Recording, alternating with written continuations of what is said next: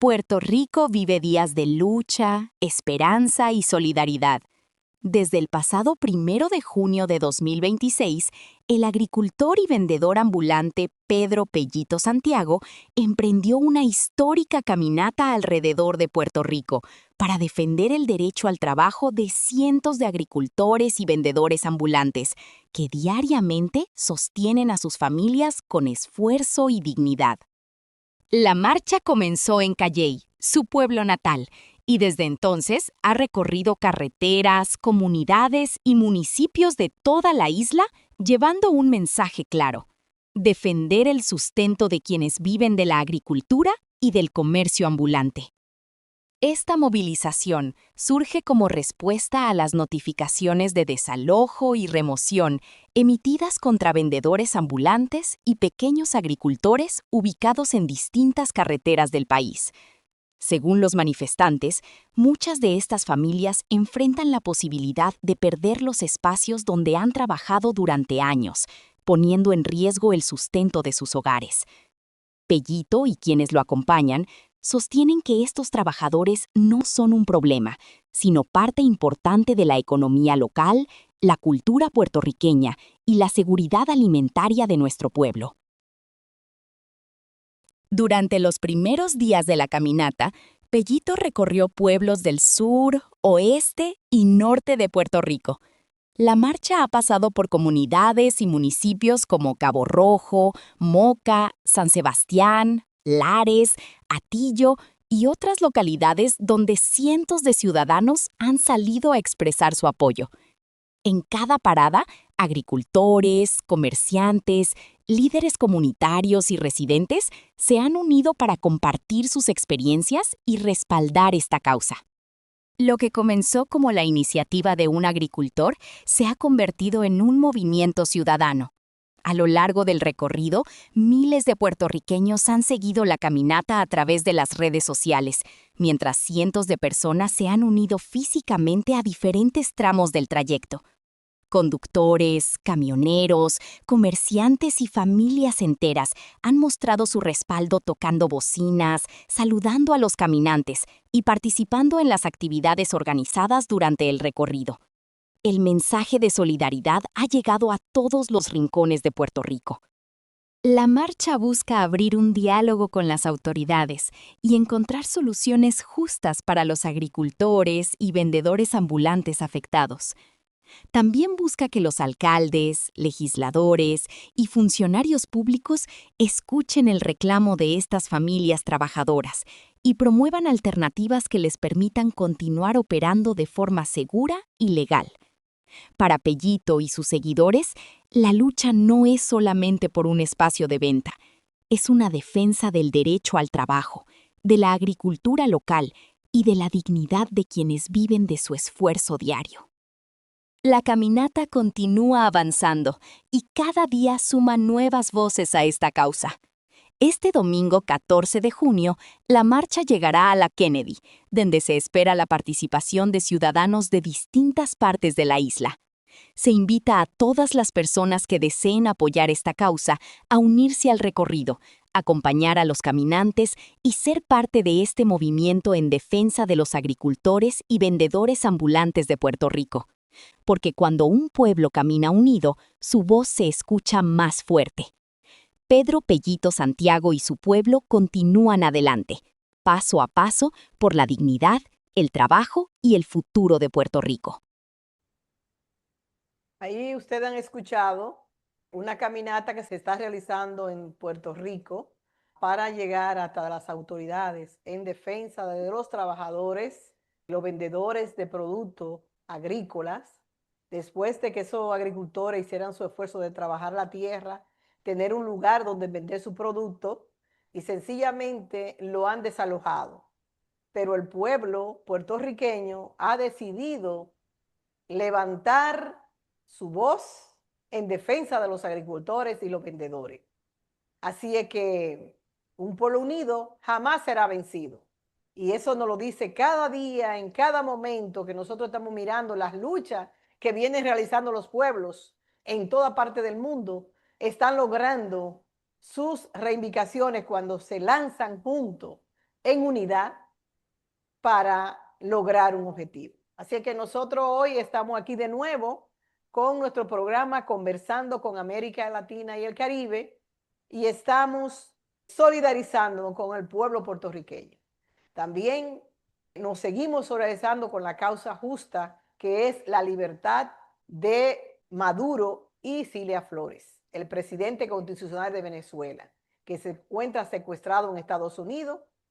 Seguimos también pidiendo solidaridad y apoyo a Cuba, que está en agonía, producto de la misma gente que están dañando a Puerto Rico, que lo único que interesa es aumentar su capital a costa de los pueblos. Así es que hoy vamos a hablar pero antes vamos a darle la palabra a Luis Flores, que nos está levantando la mano, para entonces decirle de cuáles temas vamos a tratar hoy. Luis Flores. Bueno, buenas tardes, compañeros. Mandé algo de Puerto Rico, creo que no me acuerdo qué fecha, pero había una ley que ellos habían pasado, que era para los activistas que iban a protestar. Y esa ley básicamente les prohibía hacer ninguna manifestación o protesta o demanda o lo que sea si no tenían 10% de lo que cuesta la obra. Entonces, imagínense, ¿qué activista, qué grupo de ambientalista va a tener ese tipo de dinero para poder poner su voz contra algún proyecto? No recuerdo exactamente ahorita qué número es la ley, pero lo había yo puesto. Ya lo voy a buscar y lo voy a poner en el grupo. Pero es de la forma que la oligarquía busca la forma legal de reprimir a la gente. Y eso ha sido la historia de Puerto Rico. A ellos les dieron después de su independencia con España, trataron de ir directamente a conquistarlos.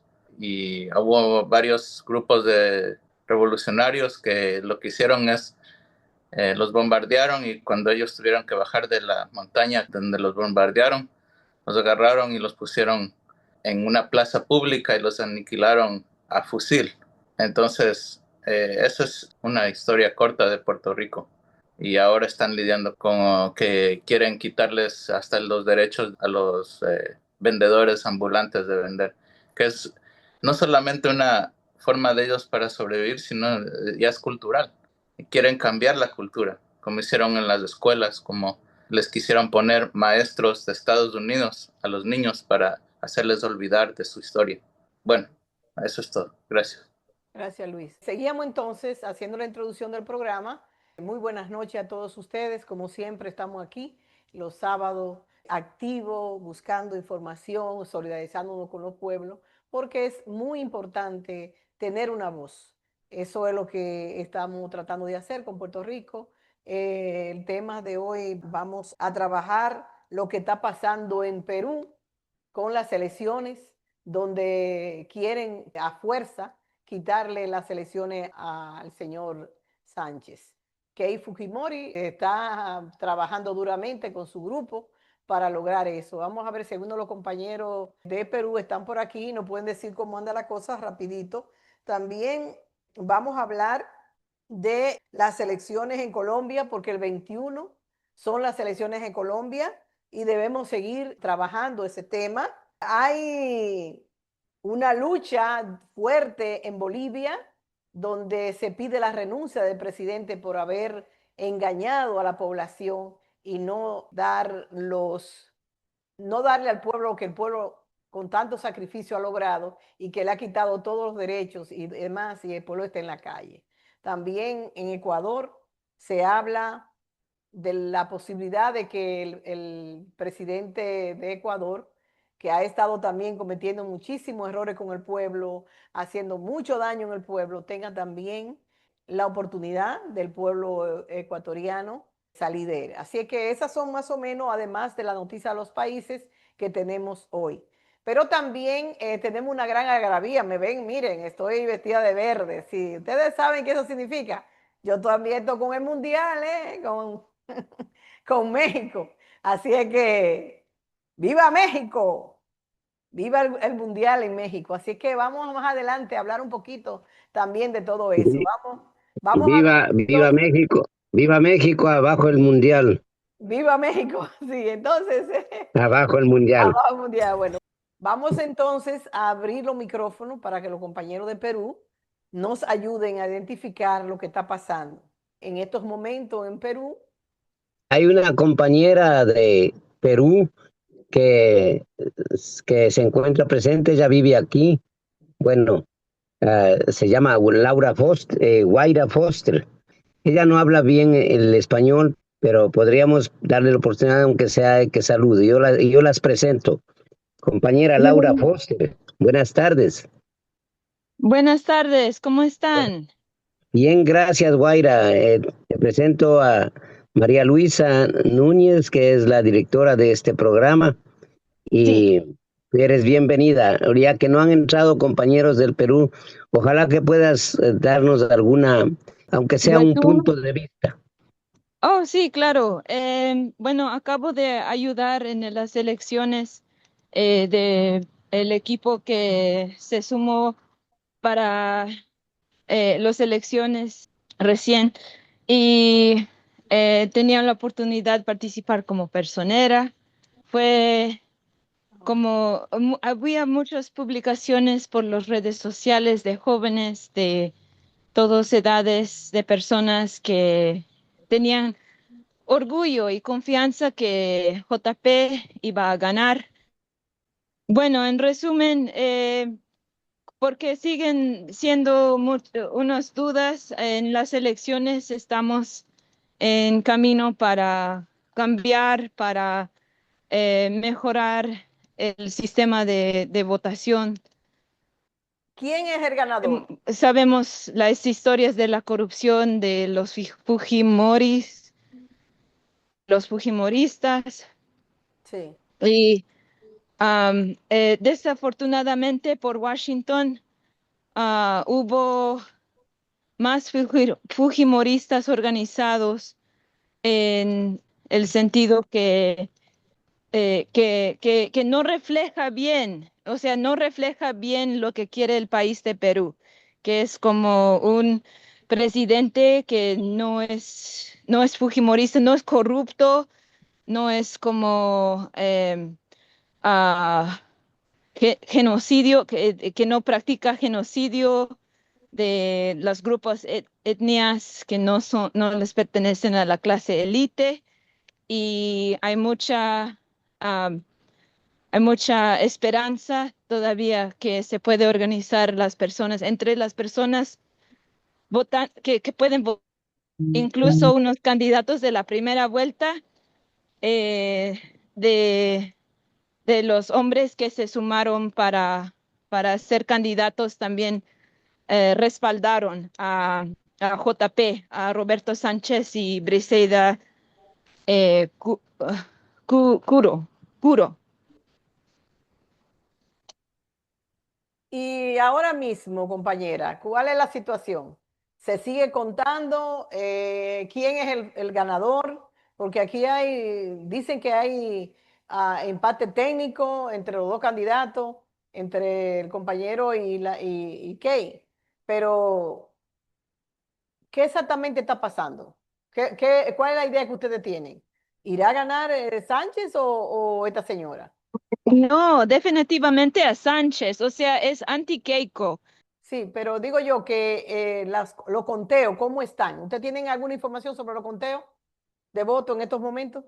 Buenas tardes. Ah, Mi nombre es Patricia Carvajal y voy a sí. presentar a la compañera Erika Cuya para que nos dé un poquito más información.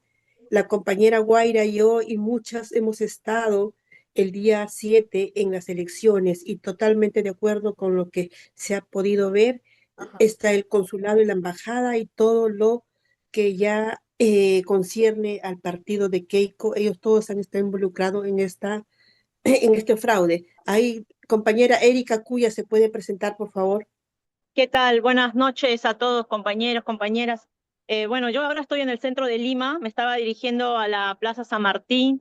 Está todo cerrado por acá, por la Plaza Mayor, la Plaza de Armas, donde está la Casa de Gobierno geográficamente.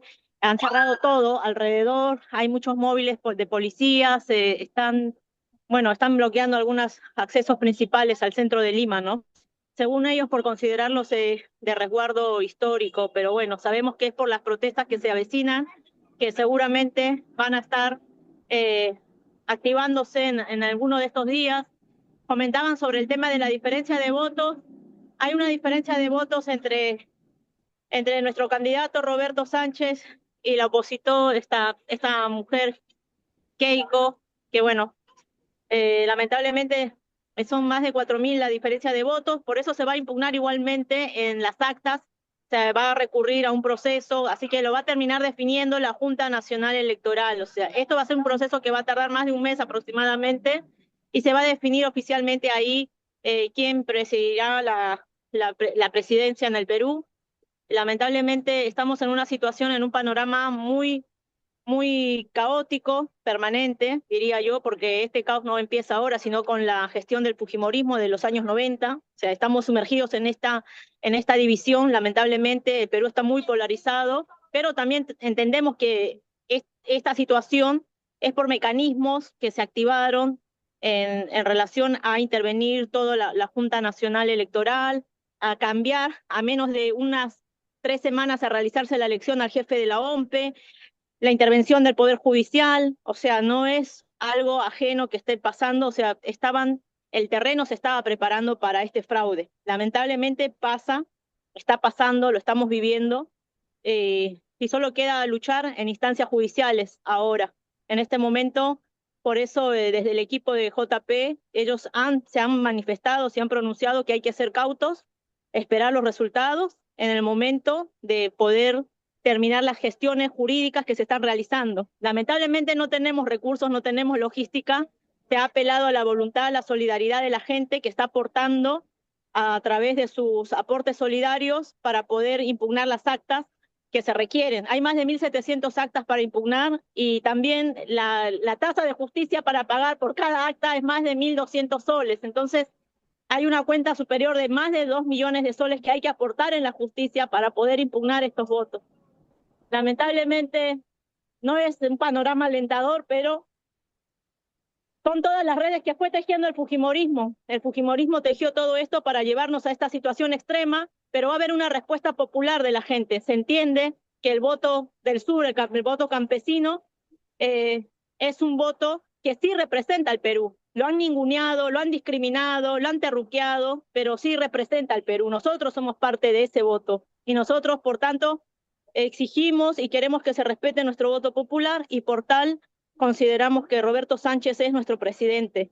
En respaldo también, y también siempre con la consigna de libertad al presidente Pedro Castillo, que es él el presidente. Él debería estar presidiendo toda esta situación porque su gobierno terminaba el 28 de julio del 2026 y él está injustamente encarcelado. Entonces, hay una situación realmente tensa que espero el pueblo peruano pueda realmente hacerse oír en las calles, porque el derecho a la movilización es un derecho garantizado en la Constitución, que bueno, que nos los han quitado, pero nosotros seguimos firmes. Gracias, compañeros, compañeras. Erika, antes de usted irse, quedé un poco confundida cuando usted habla de 50.000 votos de diferencia. O sea, los 50.000 votos lo tiene ella. No, 50.000 no. No, 4.000 votos de diferencia, 4.000 votos. Oh, 4.000. De diferencia, lo tiene ella. Sí. Ella, ok. Sí. Muchísimas gracias. Yo Más espero de 4.000 votos, sí. Que ustedes puedan lograr eso, que ellos han hecho todo ese daño tratando de impugnar votos y todo eso, que ustedes puedan lograr el triunfo, porque Keiko Fujimori enterraría totalmente a Perú, porque es una de las personas más dañinas. Gracias, compañera. Porque ya ustedes saben. Pues muchísimas gracias. Sí. Muchas gracias. Gracias a usted. Ok. Bueno, ustedes escucharon más o menos cómo anda la cosa, el movimiento cómo está. Eso ya lo vemos en la prensa, aunque este señor sube, ella baja, él sube, ella baja y todo lo que se está haciendo en Perú. Así que nuestra solidaridad con los compañeros de Perú. Gracias, Patricia. Sabemos que Bolivia está en la calle, los bolivianos están en la calle exigiendo la renuncia del presidente, que tiene solamente paz de apellido, pero que ha estado destruyendo lo que es la paz y la tranquilidad del pueblo boliviano. Vámonos entonces con noticias de nuestros países para ir avanzando. Vámonos entonces con la noticia de Brasil.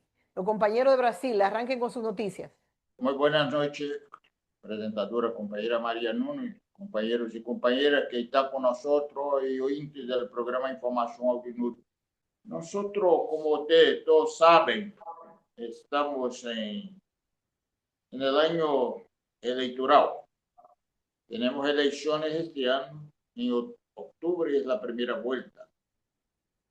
Aquí hay dos proyectos muy distintos.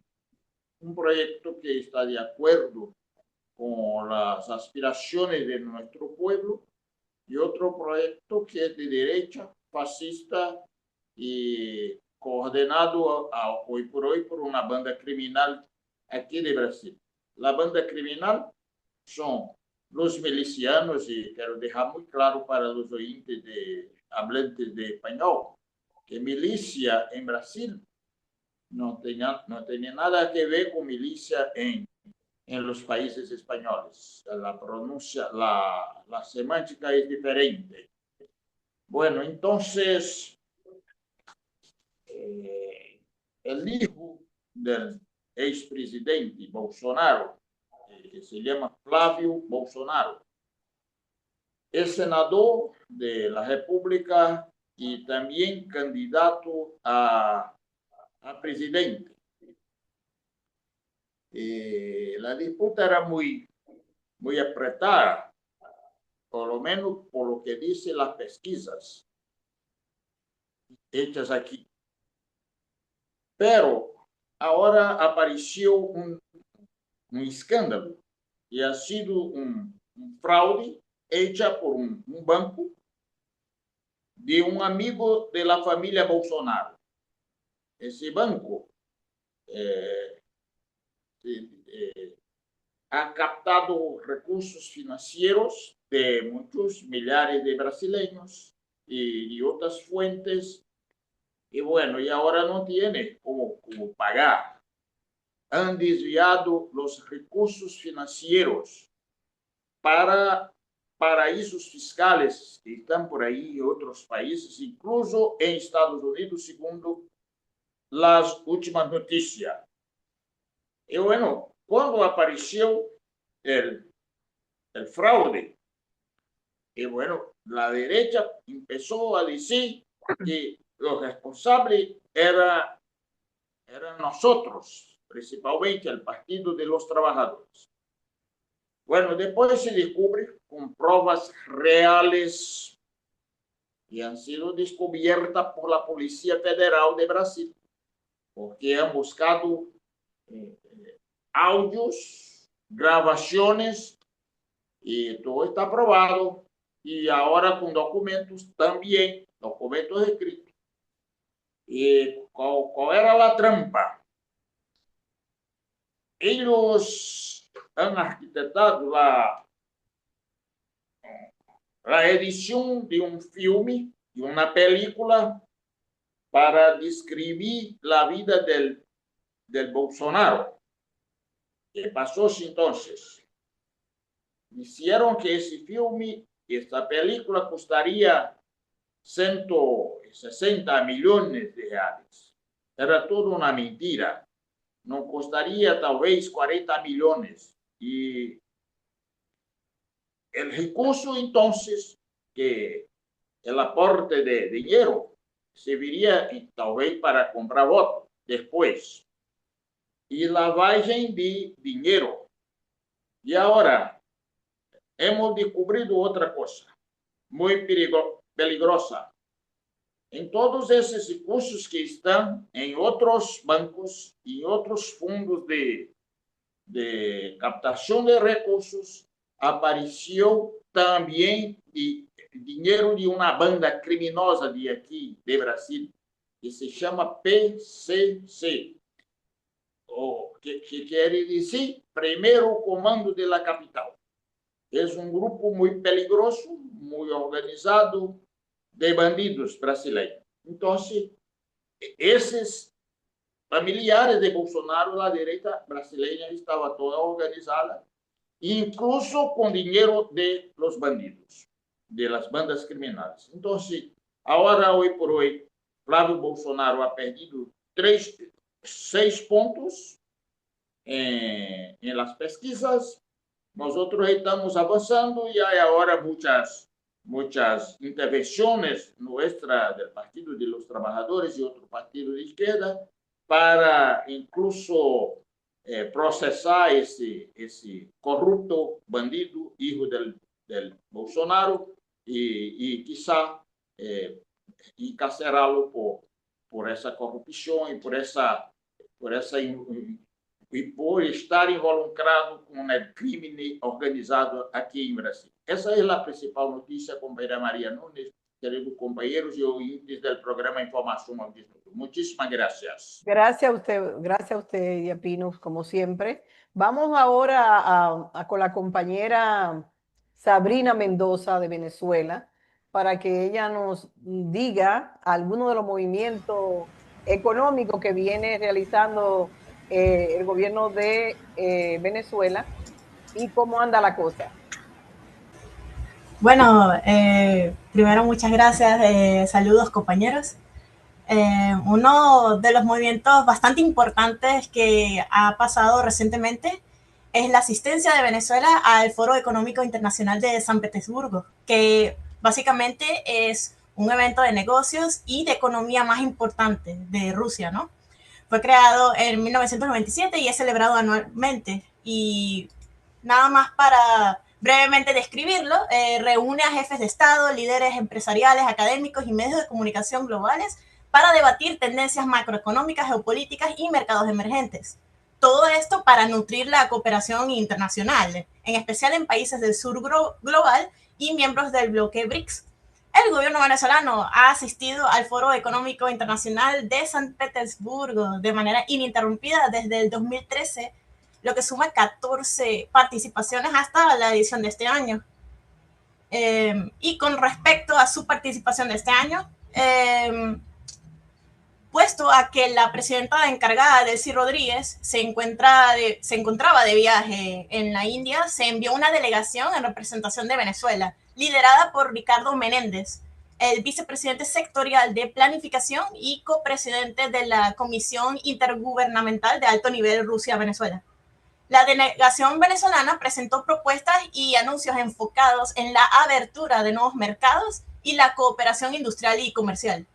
El plan central busca romper la dependencia petrolera tradicional a través de la diversificación de la producción interna, mediante el ámbito turístico. La ministra del Poder Popular para el Turismo, Daniela Cabello, estuvo ahí y promovió al país ante corporaciones euroasiáticas para atraer inversión extranjera directa en infraestructura hotelera y de recreación en Venezuela.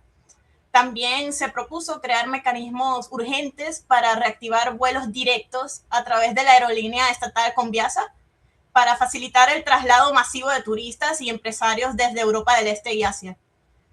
Por parte del ámbito industrial y tecnológico, se consolidaron planes con la empresa automotriz rusa KAMAZ para el ensamblaje de vehículos pesados y comerciales en Venezuela, ¿no? Para incentivar la producción local, ¿no? También se va a efectuar una operación de satélites. Se ratificó el funcionamiento de la estación terrestre para el sistema ruso de navegación por satélite GLONASS en suelo venezolano, abriendo oportunidades comerciales en telecomunicaciones y logística. En el ámbito para la soberanía farmacéutica y de ciencias, se hizo un acuerdo con empresas rusas para la producción de insulina en Venezuela y cualquier excedente exportarlo al resto de América Latina. Y también se celebró el éxito del Centro Ruso-Venezolano de Investigación de Enfermedades Infecciosas, impulsando la transferencia de laboratorios móviles y equipos de alta tecnología. Y por último, el comercio bilateral sin bloqueo financiero se impulsó. El jefe de la delegación, Ricardo Menéndez, lideró las mesas de la Comisión Intergubernamental de Alto Nivel para exigir el levantamiento de bloqueos financieros. Se propuso un modelo de intercambio alterno basado en canales de pago independientes que faciliten la exportación de productos venezolanos no petroleros a Euroasia. Todo esto está hecho básicamente para aliviar el efecto destructivo de las más de 1.088 sanciones unilaterales del gobierno estadounidense hacia Venezuela, ¿no? Y bueno, seguimos en resistencia y mediante la diplomacia y alianzas tácticas, Venezuela ha vencido y seguirá venciendo, ¿no? Gracias, compañera. Yo sé que usted mencionó la visita de Daisy a la India, que también es parte del mismo proceso para abrir campo de negocio para Venezuela. No sé si tendrías algo que decir sobre esto. Sí, por supuesto. Para no alargarme tanto, básicamente Daisy visitó la India para también estudiar no solamente las instituciones educacionales, o sea, las universidades, porque los modelos educativos en la India son gratuitos. Entonces, todo esto es también para estudiar ese modelo y impulsar el desarrollo también de las instituciones en Venezuela. Y también Daisy visitó instalaciones petroleras en la India, en donde básicamente para aprender de su producción y de sus infraestructuras para poder implementar ciertos mecanismos en Venezuela también. Interesante.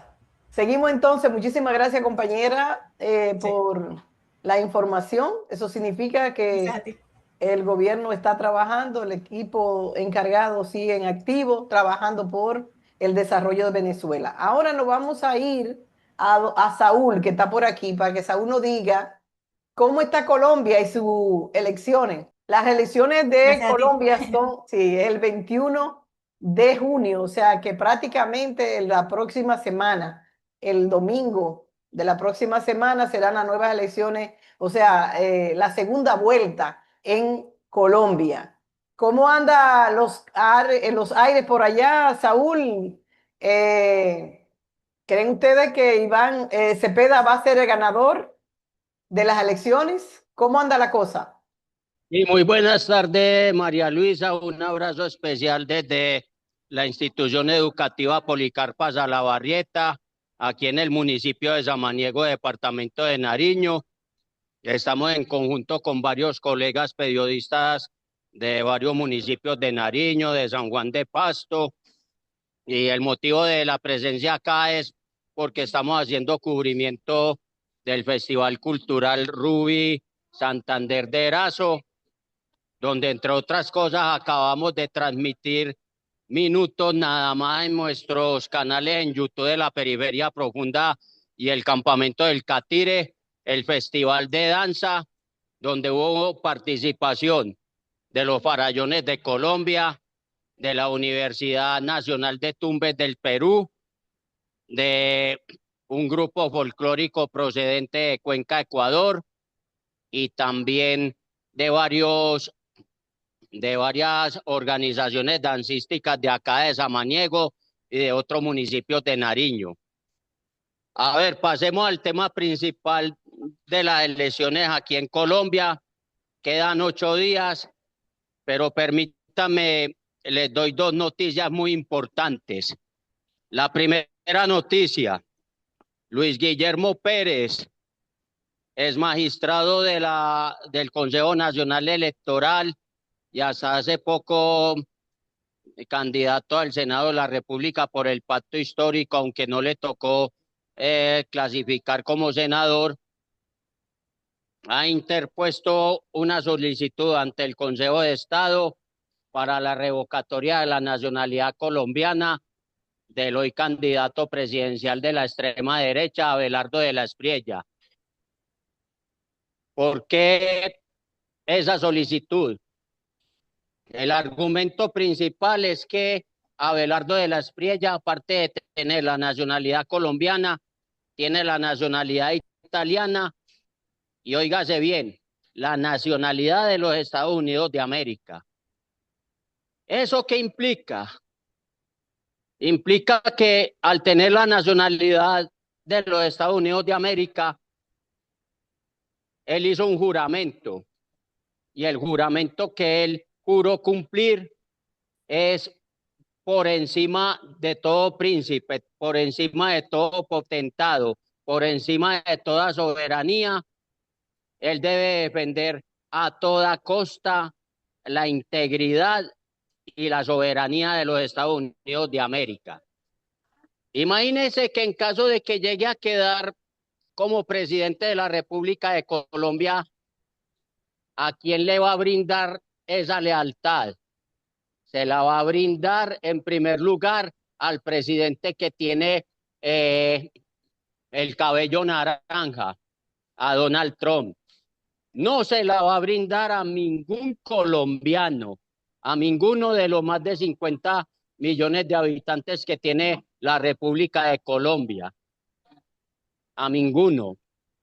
Decíamos también el día de ayer en un video que grabamos aparte desde el Parque Sol Andino aquí en el municipio de Samaniego, que él no le va a brindar lealtad ni al arte, ni a la cultura, ni a la educación, ni a la recreación, ni al deporte, y mucho menos a muchas otras cosas, porque toda la lealtad se la va a lanzar es al imperio norteamericano.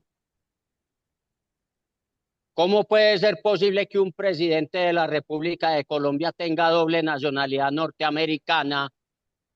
¿Y cómo va a maniobrar en ese orden de ideas para el beneficio del pueblo colombiano? Es totalmente imposible. Mire lo que está pasando en este momento con el vecino país del Ecuador, con Daniel Noboa, que es nacido en los Estados Unidos, que tiene nacionalidad norteamericana, que es amparado por Donald Trump. Y como lo acabamos de registrar en nuestras transmisiones hace un rato con el señor Mafla, que estaba haciendo la presentación de los eventos dancísticos, ellos están muy desesperados y muy tristes porque la paz del Ecuador se fue hace mucho tiempo. Y eso es lo que en Colombia no vamos a querer por nada del mundo que eso ocurra. Segunda noticia, y es posible que ustedes la sepan también. Creo que María Luisa se dio cuenta de ella. 20 congresistas norteamericanos, independientes de que sean republicanos o demócratas, firmaron un documento en el cual le piden encarecidamente al presidente de los Estados Unidos de América, Donald Trump, que por nada del mundo ingiera en los asuntos internos de la República de Colombia. Le pidieron en esa carta que por favor no se meta en las elecciones de la segunda vuelta presidencial en Colombia, que esa decisión de quién queda de presidente de la República de Colombia la tome el pueblo colombiano, y que por nada del mundo usted esté apoyando a ningún candidato, ni siquiera a Abelardo de la Espriella, ni siquiera a ningún otro. Lo dijeron con mucha claridad en esa carta. Yo creo que en la variación de todos estos días que han habido los discursos territoriales, hace poco tuvimos el discurso de Iván Cepeda el miércoles pasado en Carabobo Norte, en Medellín, un discurso de apenas 20 minutos, pero también un discurso muy contundente y que ha ratificado dentro de ese discurso su plan de gobierno, sus 3 pilares, el pilar de la ética, el pilar de la economía y el pilar de la justicia. Y esos 3 pilares valen muchísimo. Y lamentablemente el discurso de Abelardo de la Espriella, pasados los días, se ha venido cayendo abajo, se ha venido cayendo por su peso. Muchos medios de comunicación lo han entrevistado en los últimos días. Le han hecho muchas preguntas sobre los temas que ha tocado en estos últimos tiempos, como por ejemplo la reducción del Estado colombiano y el despido de más de 700.000 empleados y trabajadores, como también el tema de ponerle voladores a los gatos, y él ha salido a decir, yo no quise decir absolutamente nada de esas cosas. O sea que es un candidato totalmente contradictorio, un candidato que solo tiene palanca de campaña escrito en 3 páginas donde no dice absolutamente nada, tampoco es un candidato confiable. Y aparte de eso, hay un antecedente para terminar aquí porque me he ido muy largo y lo teníamos con Luis Gilberto Murillo. Cuando Luis Gilberto Murillo fue a vincularse en el gobierno del cambio a la embajada colombiana en los Estados Unidos y luego a ser canciller de la República en reemplazo de Álvaro Leiva Durán, Luis Gilberto Murillo tuvo que renunciar a la nacionalidad norteamericana. ¿Y por qué tuvo que renunciar a ella? Por el bendito juramento del cual yo ya he hablado. Y al renunciar a ese bendito juramento podía hacer parte del Estado colombiano y del gobierno de este momento. Así que ese antecedente también pesa mucho. Por ahora lo dejo ahí, María Luisa. No sé si alguna pregunta en especial.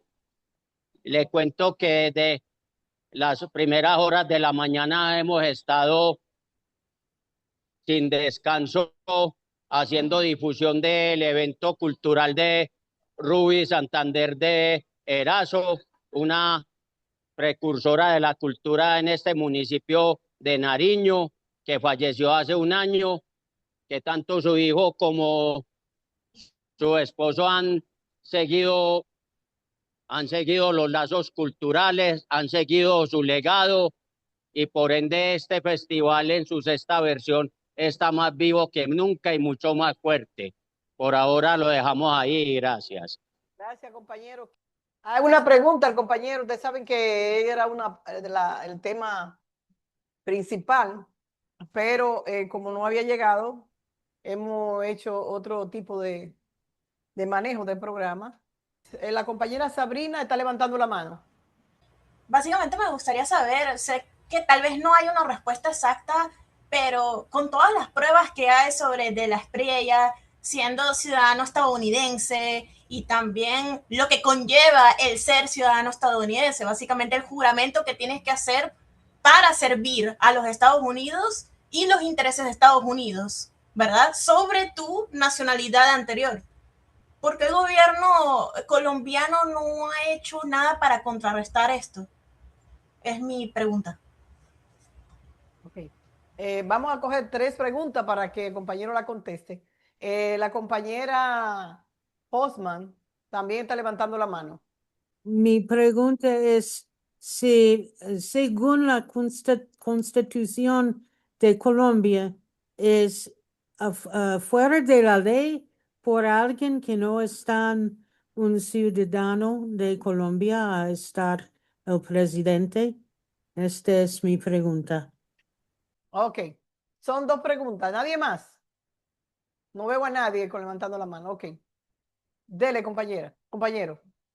Vámonos, en ese sentido, es cierto que el gobierno colombiano no había hecho mucho al respecto sobre el tema de Abelardo de la Espriella, porque de todas maneras la campaña del Pacto Histórico y la Alianza por la Vida en su parte jurídica han estado averiguando muchas informaciones a ese respecto.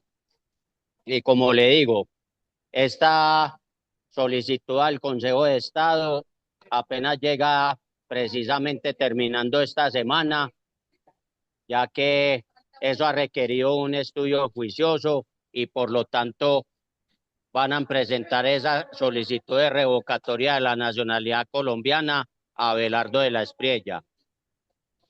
Segundo, hay varios artículos de la Corte Constitucional, o mejor dicho, artículos dentro de la Constitución colombiana que son totalmente contradictorios a ese tema de la nacionalidad de los Estados Unidos de Abelardo de la Espriella. Y por lo tanto, no solo se le tiene que revocar la nacionalidad colombiana, sino también que tendría que ser revocada la candidatura presidencial de Abelardo de la Espriella. Él ya tiene el antecedente nefasto de que la Registraduría Nacional del Estado Civil le aceptó el ok a esa campaña para la presidencia con más de 1,5 millones de firmas falsas, de las más de 3 millones que presentó. y sin embargo no hubo ningún denuncio penal, no hubo ningún requerimiento disciplinario, no pasó absolutamente nada desde la Registraduría Nacional del Estado Civil, mucho menos del Consejo Nacional Electoral, mi querida compañera Sabrina y la otra compañera que me escapó el nombre en este momento, pero de todas maneras, a veces las cosas llegan tarde, como llega la justicia, y esto da tela de mucho cortar por muchos meses y quizá por muchos años. Y de todas maneras, a pesar de que se haya descartado, yo que no me lo están preguntando, por ahora están descartando el tema de la constituyente porque en la campaña de Iván Cepeda insisten en un acuerdo nacional. Muchos todavía siguen pensando que la constituyente es importante porque hay que reformar detalles en función de la justicia, en función de la política, en función de dinamizar más los recursos que necesitan no solo para infraestructura física, sino también para áreas sociales como el arte, la educación, la cultura, la recreación, el deporte, la salud y otras tantas cosas.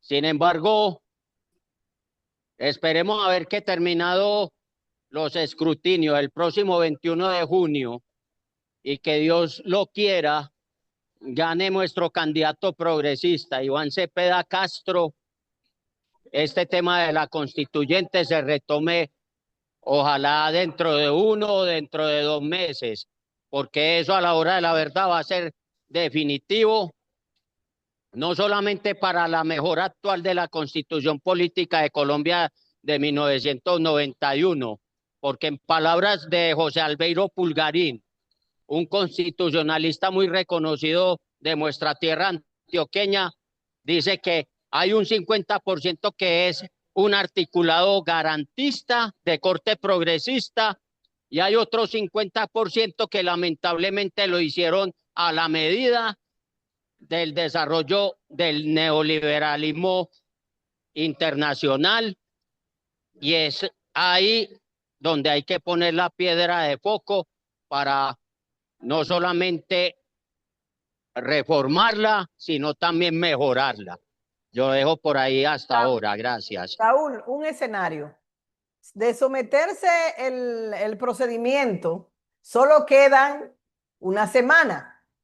¿Ustedes creen que ese protocolo, esa burocracia pueda llevar ese sometimiento a término de que haya que suspender las elecciones, haya que elegir la vicepresidenta como la presidenta, la persona que sería la candidata, porque ella no tendría ese problema? ¿Qué exactamente le espera como el panorama que se ve, de lograr que le paren bola a ese procedimiento?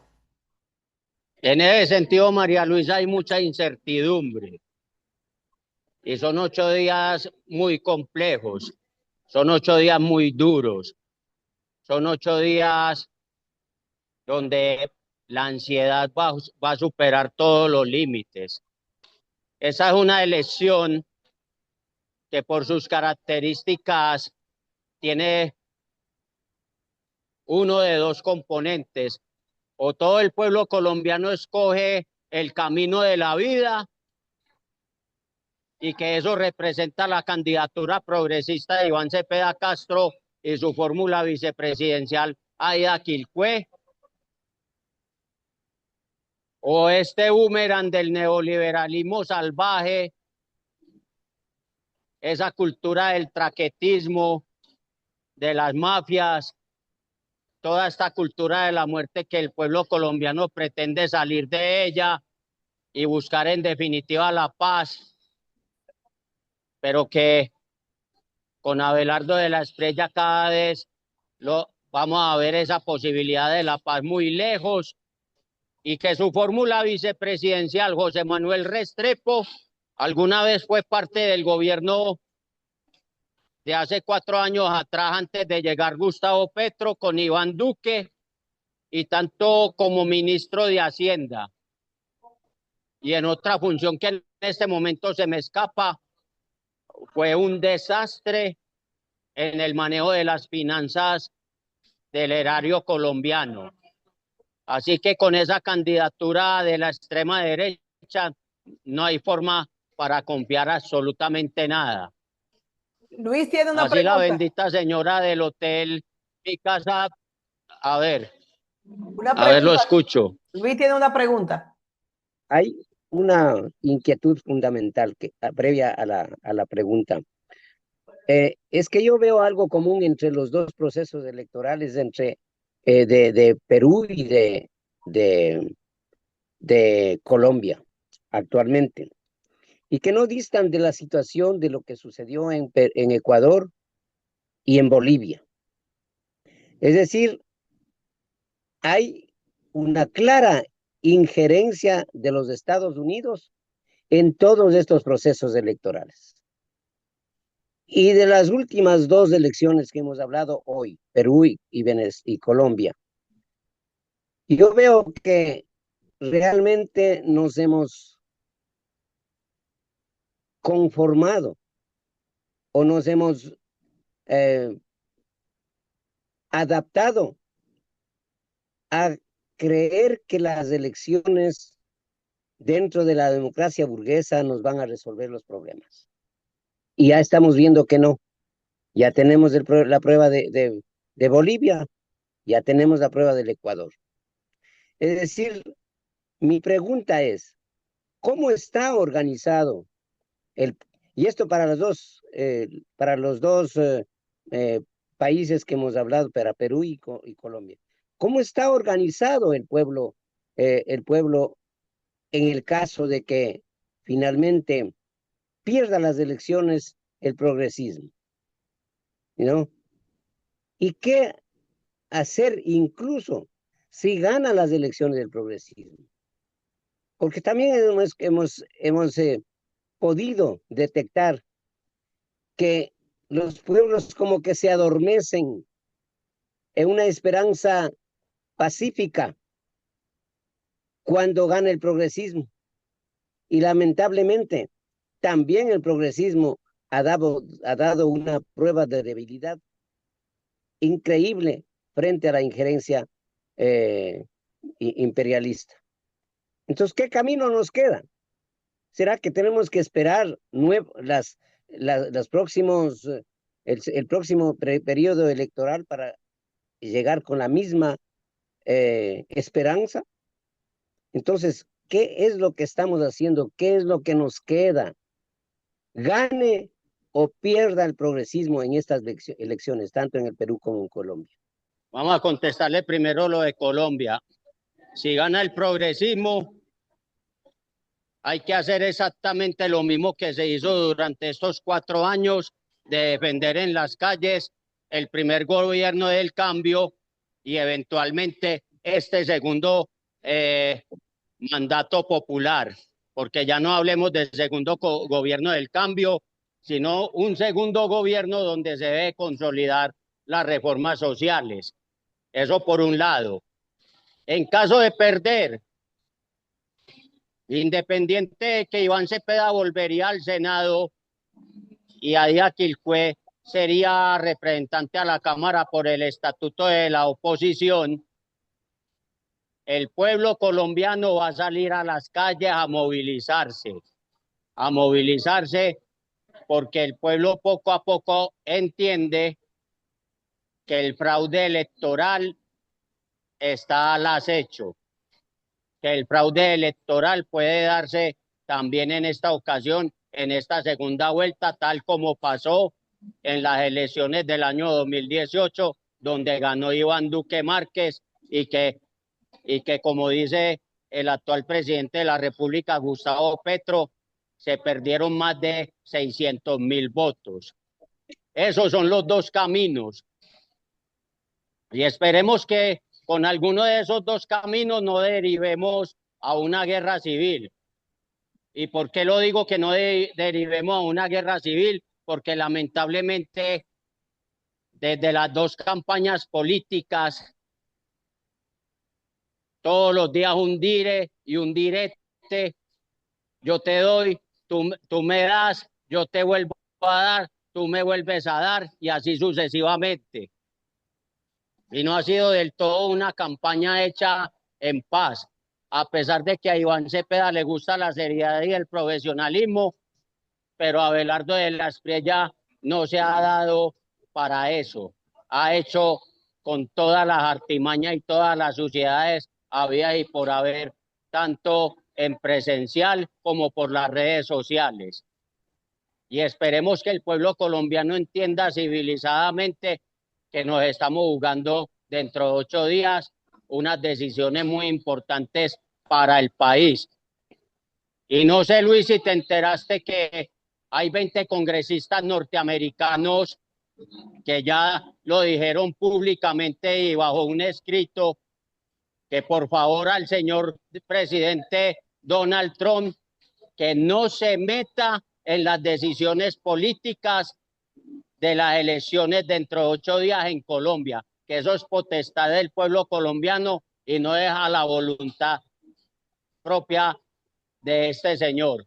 Por ahí lo dejo y gracias. Luis Flores, el último sobre el tema de Colombia. Sí, bueno, solo quería dar mi opinión. Esta es mi opinión, pero yo lo que veo de tantas de estos asuntos que he analizado es que la democracia desafortunadamente ha sido un instrumento de manipulación en todos los países. Y la verdad no se sabe qué es verdad y qué es falso. Pero la forma que yo estoy tratando de ver es elementos reales. Hay cientos de miles de gente en las calles en este momento, tratando de hacer campañas de concientización y también con Bolivia con su lucha, en Argentina, en Chile y en Perú también están luchando por sus elecciones. Yo veo miles y miles de gente que salen a apoyar a los candidatos progresistas o de la izquierda. Pero no veo una fracción de esa gente que supuestamente apoya al fascismo, la mitad que supuestamente apoya, no los veo en las calles. No veo esa cantidad de gente luchando para defender a su candidato fascista. Entonces, me hace pensar que toda esa gente es falsa, es inventada, es digital. Eso es todo lo que quería decir. Gracias, compañero. Creo que la compañera Sabrina... Y permítame, María Luisa, con respecto a lo que acaba de decir Luis. Es cierto que los simpatizantes de Abelardo de la Espriella no salen a la calle. Yo que él tiene cierre de campaña mañana en el municipio de Buga, en el departamento del Valle, delante del Señor de los Milagros. Yo que también ha obrado con la falsedad respecto a los símbolos religiosos. Un día dijo que él era ateo y otro día dijo que creía en Dios. Entonces no sabemos de qué lado está en ese sentido. Así como ha hecho todas las otras barbaridades, él se va a despedir mañana cerca al Señor de los Milagros en Buga, Valle del Cauca, y vamos a ver cuánta gente le asiste a esa despedida. No creo que sea mucha. De verdad que han sido más los de las redes sociales, han sido más los de las bodegas del abelardismo, del uribismo mismo, y han sido muchos los bots. En cambio, en la campaña de Iván Cepeda Castro, donde quiera que él vaya, van millares de personas a todas las plazas públicas. El miércoles pasado estuve en Medellín, hace un ratico también estuve en Bogotá y seguramente donde él vaya a hacer la despedida de campaña también le va a ir mucha gente. y en los últimos casi 15 días ha mejorado mucho la presencia en las redes sociales, pero diciendo las cosas verdaderamente.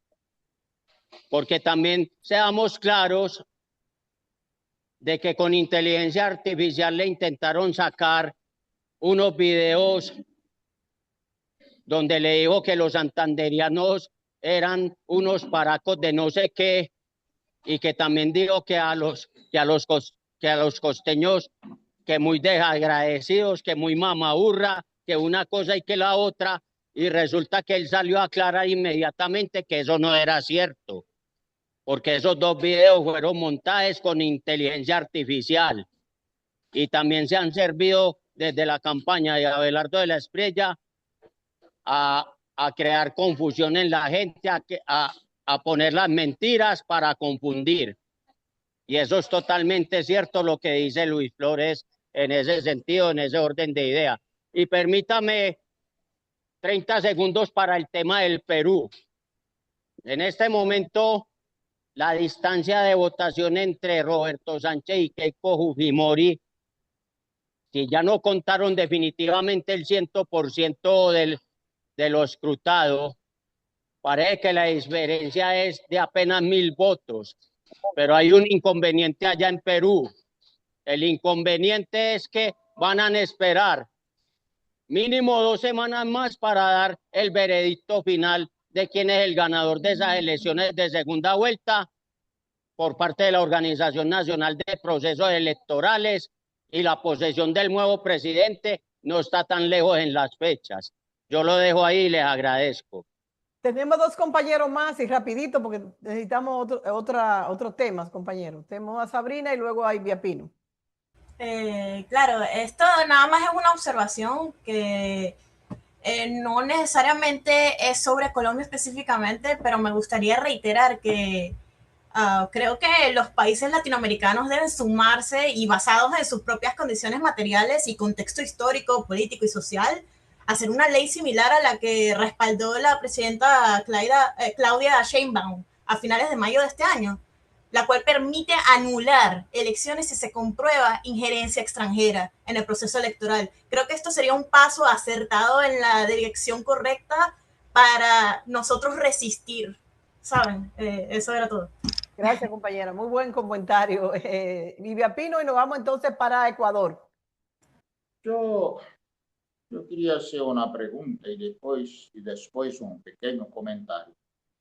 La pregunta es cómo está realmente la participación de los ecuatorianos en esa pelea, en esa batalla. Y hablo de las masas organizadas. Preguntas para las masas organizadas, cómo están interagiendo, cómo están haciendo, qué métodos están utilizando para las elecciones. La otra cosa que me gustaría hablar, que es muy rápido, pero me parece importante, es que nosotros necesitamos comprender que nosotros, para hacer una transformación social en cualquier país del mundo, país capitalista del mundo, es necesario 2 cosas. Porque hay 2 situaciones. Una situación que es objetiva, la otra situación que es subjetiva. Mira, objetivamente, en Brasil, en República Dominicana, en Haití, en Colombia, en Perú, hay una condición de pobreza muy grande. La persona no tiene tierra para trabajar. La persona no tiene empleo pleno para trabajar. La persona no tiene salarios, sueldos que sea suficiente para atender sus necesidades básicas. Las personas no tienen educación suficientemente clara y libertadora porque la educación, como ha dicho, por ejemplo, Maxi, la educación puede servir para oprimir y puede servir para libertar. Va a depender de cómo se direcciona la educación. En los países capitalistas, la educación es direccionada para alienar a la persona. Entonces, las condiciones objetivas hay en nuestros países. Y las condiciones subjetivas, ¿cuáles son? Es la capacidad cognitiva de comprender la realidad. Estaba escuchando con todo cuidado posible lo que dijo todos y la compañera Sabrina Mendoza Malavé de Venezuela dijo una cosa, nosotros no tenemos, nosotros cuando habló en nivel general, nosotros no tenemos las condiciones materiales para hacer la disputa en la batalla de ideas. Y es verdad, nosotros no tenemos televisión, nosotros no tenemos periódico, nosotros no tenemos radio, nosotros no tenemos la escuela, nosotros no tenemos la iglesia, en gran parte porque la mayoría es reaccionaria. ¿Y qué dijo la iglesia? Y queda ahí, pobrecito, que Dios te dará la salvación, la posteridad. ¿Qué dice el periódico? Ustedes todos van a quedar miserables como Venezuela y Cuba si votar en tal persona. ¿Y qué dijo el radio? Lo mismo. ¿Y qué dijo el profesor? No dijo muchas cosas porque estaba involucrado en hacer las expresiones matemáticas de portugués y de español. Y bueno, y a veces no tiene también la conciencia necesaria. Entonces es muy difícil, es necesario comprender. Y voy a terminar con lo que dijo también Lenin. Lenin, el compañero de la Revolución Rusa, dijo lo siguiente: esa democracia burguesa, es claro que no es la que nosotros queremos y necesitamos, no lo es. Pero hay que comprender que es mejor trabajar en la lucha en una democracia burguesa do que en una dictadura burguesa. Porque en la democracia, por lo menos, usted tiene los parlamentarios que pueden contribuir con nuestras propuestas. Tenemos algunos periódicos que pueden escribir algo en favor de los trabajadores. Tenemos los sindicatos y la democracia y en la dictadura, nada de eso tenemos. Todo eso es suprimido. Hay que aprovechar la democracia burguesa para poder formar, cualificar en la doctrina, en la teoría marxista, en la teoría revolucionaria, fortalecer los sindicatos, fortalecer la lucha de las mujeres, de los jóvenes, y de la clase trabajadora y de los campesinos. Entonces, es claro que nosotros podemos hacer mucho, pero no tenemos muchas condiciones materiales para hacerlo. Pero entonces, compañeros, que Colombia pueda resistir y ganar las elecciones. Gracias. Gracias, compañero. Miren, tenemos... Yo rápidamente le digo en 30 segundos. Ajá. ¿Me permite, María Luisa, esos 30 segundos para decirle a Sabrina Mendoza que esa clase de leyes, esa parte legislativa en Colombia existe? Que donde haya invertido recursos extranjeros para algún candidato a corporación pública o a la presidencia de la República, la elección de ese candidato tiene que ser anulada. Por supuesto que existe. Y lo segundo, Ecuador se ha calmado en el intervencionismo también en las elecciones colombianas, ya que a partir de la decisión de la CAN, Comunidad Andina de Naciones, en tener que rebajar del 100% de los aranceles a los productos colombianos, y una medida que Daniel Noboa ha tenido que cumplir a rajatabla.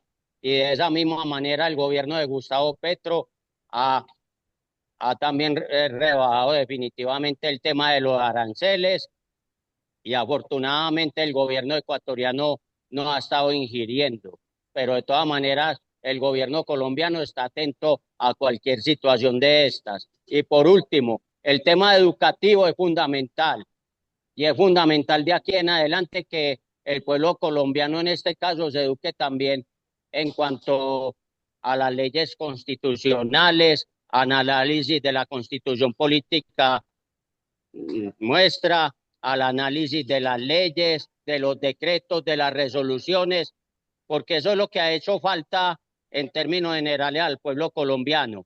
Se les ha adormilado con lo de los símbolos patrios, con lo del himno nacional de Colombia y con muchas otras cosas. Y aparte de que también falta educación política, aparte de que falta educación financiera y aparte de que falta muchas otras cosas de la verdadera educación, eso sí está en mora de mejorarse a futuro. Gracias. Está bien, Saúl. Berta, tenemos a Berta con nosotros aquí. Tenemos una pregunta con Berta, aparte de que ella, lo que ella nos pueda dar, sobre las gestiones que se vienen haciendo para la destitución del gobierno de Ecuador. Gracias, María Luisa, pero he estado también escuchando todo lo que manifiesta tanto el compañero de Brasil como Saúl sobre la educación. Y recién termino una reunión de mujeres donde justamente lo más prioritario es trabajar en educación, en la concientización de la Constitución y de las leyes. En eso hemos estado y qué importante escucharles también a los dos compañeros. Y bueno, voy a hablar en especial de lo que pasa en el proceso de revocatoria en contra de Daniel Noboa y de la vicepresidenta Pinto. Bueno, con fecha 9 de junio ya se presentó ante el Consejo Nacional Electoral la petición de revocatoria en contra de estos dos mandatarios, ¿sí? Pero hay una situación de que solamente encabezaron esta petición Leonidas Issa con la organización Ecuarunari y un activista en Washington Andrade. ¿Cuál fue el objetivo? Con el fin de que no involucrara a otras organizaciones para que no haya abrir las ventanas de impugnación que esta organización no podía haber pedido y tanta cosa. Entonces, por eso solamente participaron en esta petición los dos activistas, tanto Leonidas Issa y Washington Andrade, un abogado que impulsó desde, como se puede decir, desde enero, esta revocatoria de manera verbal y que se hizo efectivo una vez comprobados los requisitos que reza la Constitución, que contempla la Constitución del 2008, que dice una vez que el mandatario cumpla un año en sus funciones. Y eso es lo que se hizo, cumplidos el 24 de mayo del 2026.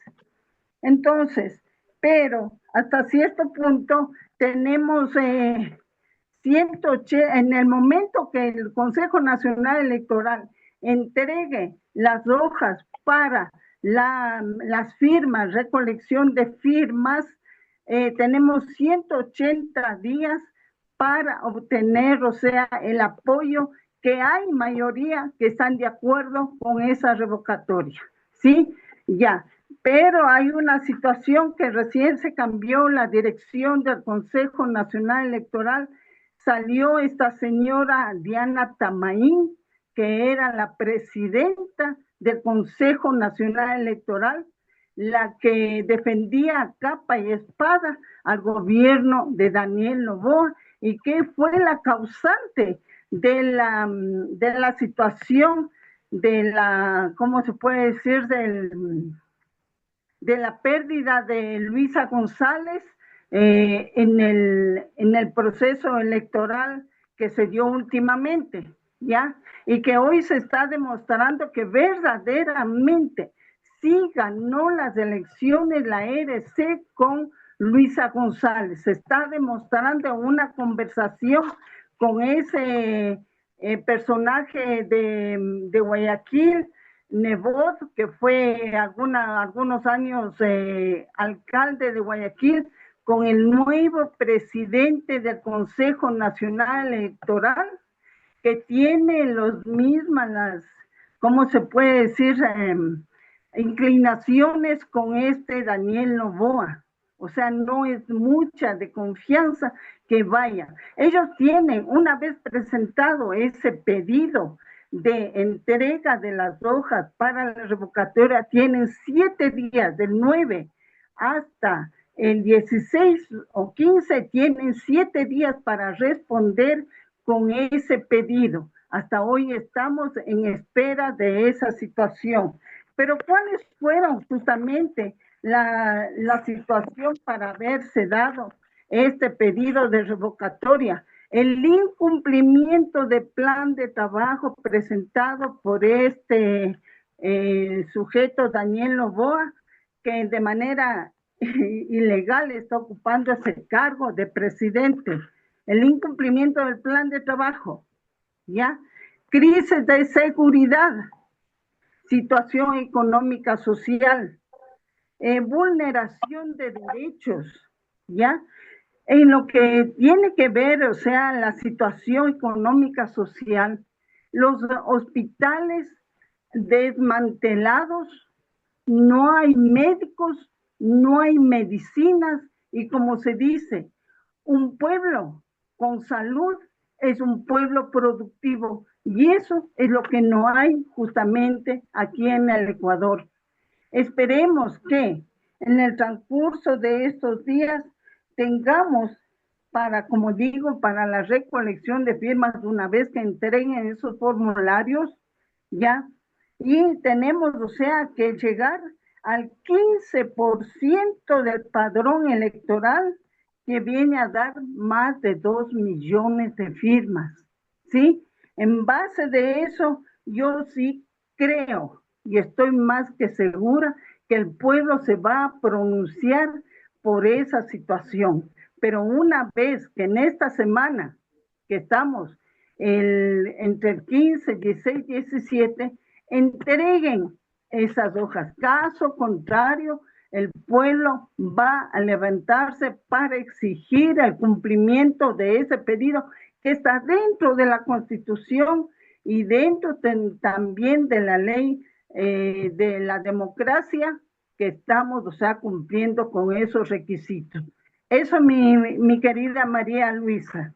Gracias, muchísimas gracias, Berta. Muchísimas gracias por mantenernos informados sobre lo que está pasando en Ecuador. Esperamos que esta resolución que se está planteando para que este señor sea destituido, porque no ha cumplido con nada, todo lo contrario, lo que ha hecho es que ha comido Ecuador, se logren ese objetivo y que el pueblo ecuatoriano pueda recobrar esa confianza y ese trabajo que comenzó con la revolución ciudadana.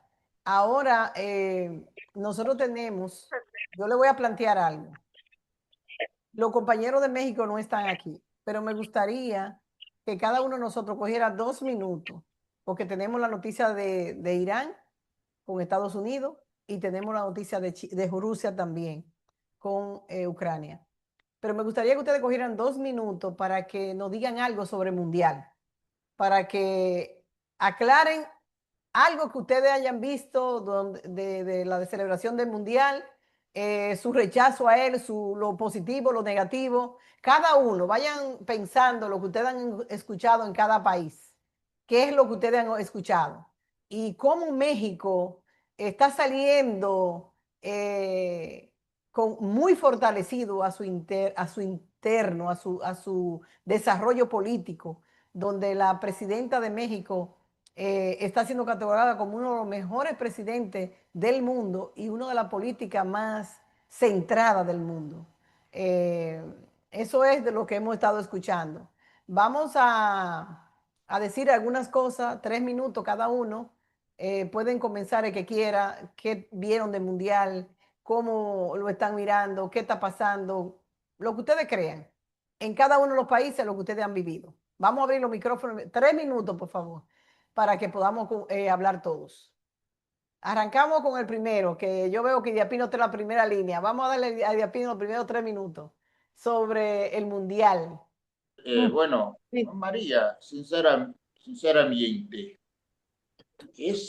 el fútbol que ha sido una cosa muy popular en el mundo, incluso los negros eran los que más participaban en nuestra América porque eran pobres, porque han sido esclavizados y por lo tanto participaban mucho. Ahora viró una empresa capitalista. Usted es maestra, Humberto Tiliquín es sindicalista de la industria textil. ¿Cuánto gana una maestra en República Dominicana? ¿Cuánto gana un maestro aquí en Brasil? ¿Cuánto gana un trabajador textil en Ecuador? Y bueno, un jugador de fútbol se gana 1 millón por mes, 2 millones por mes. Por ejemplo, la tarjeta, no sé si se llama así, para ingresar en el estadio de fútbol. En el primer juego y ha involucrado México y otro país. Estados Unidos y Canadá. No, el primero ha sido México y otro país. Sí, ya, no yo sé. recuerdo el nombre. Ok. Bueno, costaba $3,000. ¿Qué trabajador, qué maestra puede pagar $3,000 para asistir a un juego de fútbol? Y bueno, y no es solamente eso. Son varios juegos. Hay que pagar un pasaje en avión para ir a ese mundial. Y hay que pagar un hotel y alimentación. Es para la clase dominante, explotadora. Las televisiones aquí no hablan de educación, no hablan de los derechos de los trabajadores, habla de fútbol. Entonces el mundial tiene esa idea que persiste de relación, integración con los pueblos, todo bien. El juego es como un arte que es bonito de se ver, pero hay dentro de ese sistema una corrupción, una explotación muy brutal de todo el mundo. Todo el mundo ahora está pagando más caro por todo, porque el mundial ha influenciado en ese sentido. Y por último, no sé si ya sí. cumplido los 3 minutos, mas muy rápidamente, hay muchas manifestaciones en México. ¿Quién está por detrás de eso? Estados Unidos, a través de la CIA y de los agentes de delegación de la CIA que están lá involucrados, junto con el pueblo en México, para desestabilizar y generar problemas para la presidenta y para los luchadores del pueblo. Gracias. Gracias, compañera. Madeline Uffman, 3 minutos. Hoffman. Okay. Gracias. Yo intentaré, desde originalmente desde los Estados Unidos, pero ahora yo vivo en Colombia y yo tengo los dos mundos jugando conmigo. Y yo he visto demasiadas cosas ilegal afuera de la ley, terriblemente que iniciado el gobierno de los Estados Unidos.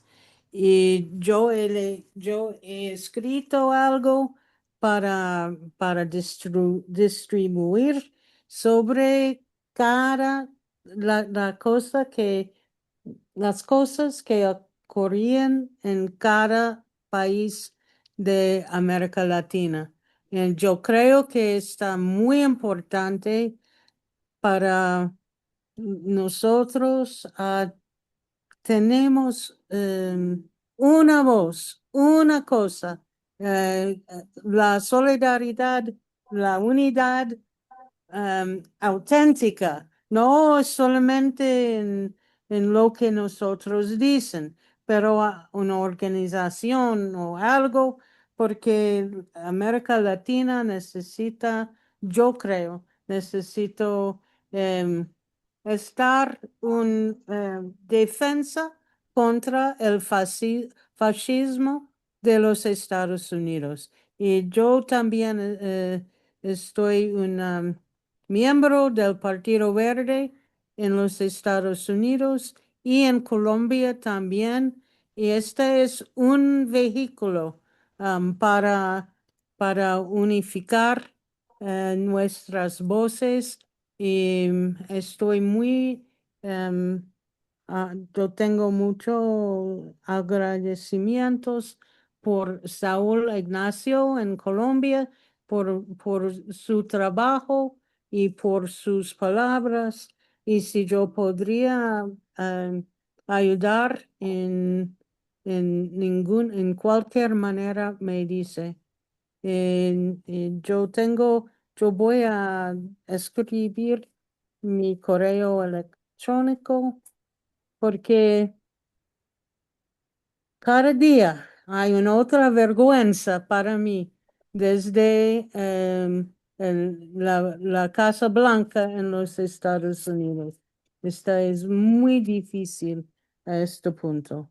Y mil gracias por el espacio y para su paciencia con mi español. Está bien, dale. Y mi mal pronunciación de su nombre. Gracias, compañera. Saúl. Ok. Sí.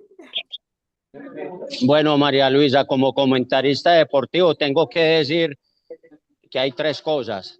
La parte positiva del Mundial es que la Radio Nacional de Colombia y su sistema de medios públicos del Estado colombiano van a transmitir más de 64 partidos a través de las 74 frecuencias radiales para todo el territorio colombiano, incluyendo las 8 emisoras que tienen con Radiónica.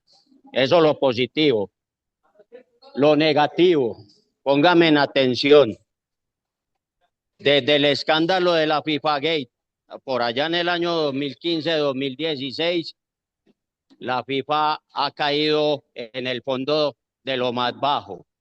La corrupción, las componendas, todos los dineros que llegan no sabemos de dónde, pululan dentro del fútbol mundial.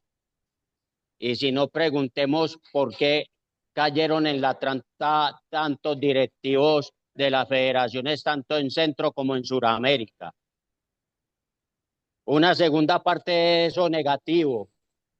Todos los patrocinadores del Mundial de Fútbol de la FIFA tienen residencia legal en los Estados Unidos y se le deben también a ese imperio. Tengámoslo muy presente y muy en cuenta. Y tercero de esa parte negativa, el fútbol, que era distinguido como el deporte popular, dejó de serlo hace mucho tiempo porque se ha privatizado. Se privatizaron las boleterías, se privatizaron todo el ambiente de estos campeonatos mundiales. La FIFA dice cuántos colombianos pueden ir, cuántos argelinos pueden ir, cuántos paraguayos pueden ir. Ellos ponen todo lo considerable en cuanto a boletería a dedo. Las boletas en los Estados Unidos y en Canadá están muy costosas. En las 3 ciudades de México no lo están tanto, pero la reventa está a la orden del día, creciendo 2 o 3 veces más de lo que realmente cuestan. Y ojalá el compañero de México nos lo pudiera ratificar así.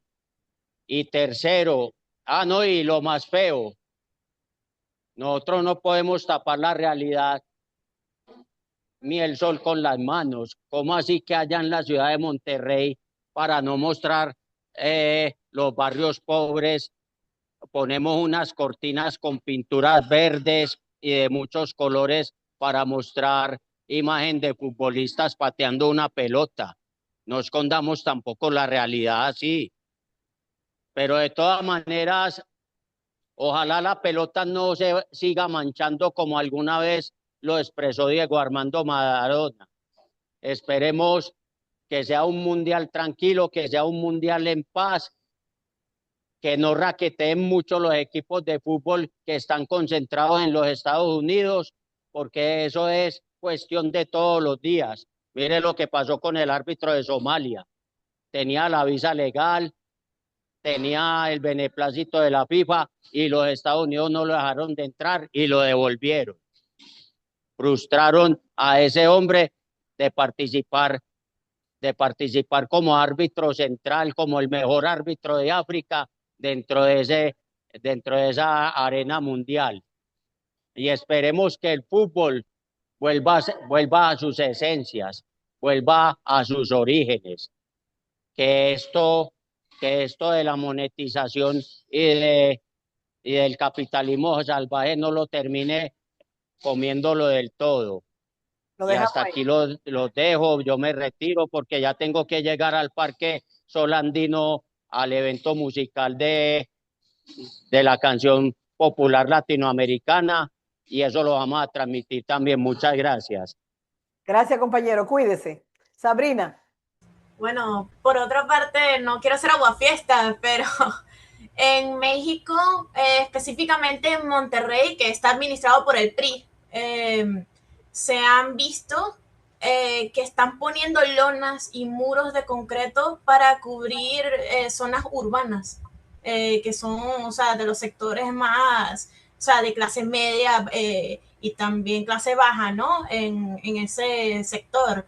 Entonces han habido videos en las redes sociales que se han transmitido para criticar ese hecho. Y no es en sí culpa de la presidenta Claudia Sheinbaum, pero sí los responsables del PRI deben, creo que responder a esto, porque esto honestamente no es la solución, esto no tiene el efecto que ellos quieren que tenga de hacer que las zonas se vean mejor, pero mejor para quién, ¿sabes? Quería hacer esa observación nada más. Luis Flores. Luis Flores. Ok, bueno, yo lo que quiero es agregar a lo que estaba diciendo Saúl y la compañera, es que no se puede tapar la realidad de la gente que vive ahí, porque en vez de, bueno, yo no le llamaría clase baja, ni media, ni alta, es clase trabajadora, la gente trabajadora, que desafortunadamente vive en la pobreza y no le alcanza para el día al día, peor para arreglar su casa. Entonces, desafortunadamente se mira eso y lo tratan de tapar con un curita. Lo mismo pasó en Qatar cuando hubo el mundial. Incluso había gente trabajando como esclavos. Entonces, lo que yo me he propuesto para mí, es boicotear el mundial, porque se está viendo las injusticias en la tele. Ya no pueden esconder la desigualdad. Y siento que si yo apoyo eso, si yo veo esos partidos, si yo voy a esos juegos, estoy apoyando esa maquinaria. Ahora, no les digo que ustedes tienen que hacerlo como yo, lo que yo pienso, o no les quiero influenciar, pero eso es lo que yo he llegado a esa conclusión de que yo no quiero apoyar eso. Entonces voy a boicotear el mundial, no voy a ver ni un partido. Tal vez si es que hay una reunión familiar, ok, voy a ir a la reunión familiar, pero no quiero participar en eso, porque hay un poeta romano que se llamaba Juvenal.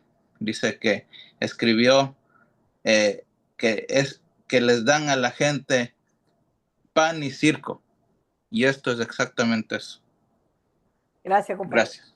Luis Chilichinga. Bueno, creo que las exposiciones de hoy han sido extraordinariamente objetivas, criterios de clase, criterios que desnudan, que cumplen el objetivo de este programa, desnudar la información.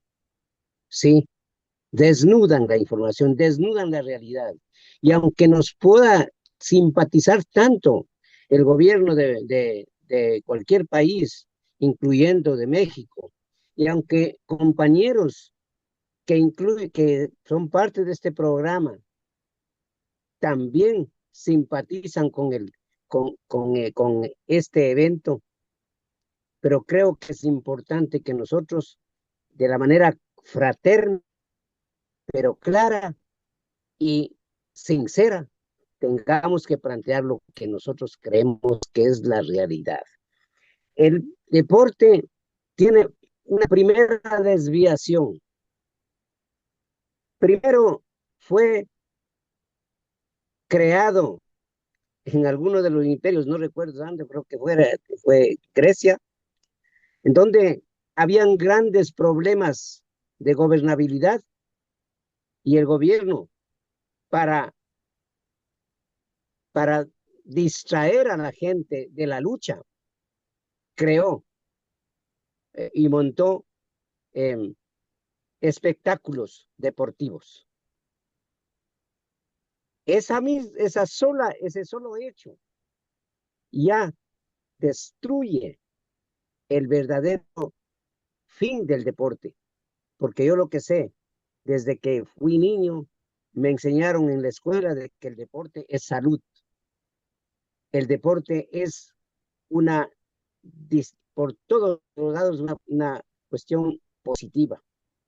Pero cuando se manipula para fines políticos y especialmente para fines de dominio, ahí es la primera distorsión. La segunda distorsión, la profesionalización del deporte. ¿Por qué tiene que ser un deporte pagado? El deporte tiene que ser una actividad del ser humano y que los estados deben apoyar para que cumpla el objetivo, la salud, incluyendo la salud mental. Pero ¿a dónde está llevando el deporte? Definitivamente a eso es lo que se está llevando, con la profesionalización. Ya lo mencionó el compañero Ibiapino. Llegar a tan altísimos niveles del costo, capaz de que se convierte el deporte en un instrumento de capitalización. Y esto no es novedad, porque las cosas más elementales del ser humano han sido capitalizadas. La salud, la educación, el deporte, ¿no? Las artes, todo ha sido capitalizado. Entonces nuestra posición no debe ser contra el deporte, sino contra la manipulación, la utilización perversa del deporte. Y en este caso particular del Mundial de Fútbol, yo creo que desgraciadamente desde el momento en que hemos llegado a tal nivel de alienación, los pueblos estamos dispuestos a perder lo que sea para ver un partido de fútbol, aunque sea en la televisión. Pero ahora hasta la televisión está prohibida, porque hay que pagar para ver por televisión. Es decir, es una manipulación extraordinariamente perversa que no debemos apoyar, como lo decía Luis Flores, que no debemos apoyar. Aunque sea una persona, aunque sea en un lugar lo más distante del mundo, si yo dejo de ver televisión, estoy aportando a la descolonización del mental. Si yo dejo de ver un partido de fútbol, estoy apoyando a la descolonización del deporte. Entonces, para finalizar, creo que el deporte se ha convertido en uno más de los instrumentos de alienación, como lo ha sido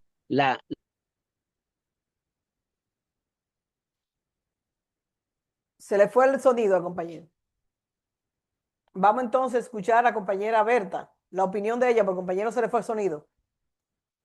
Berta.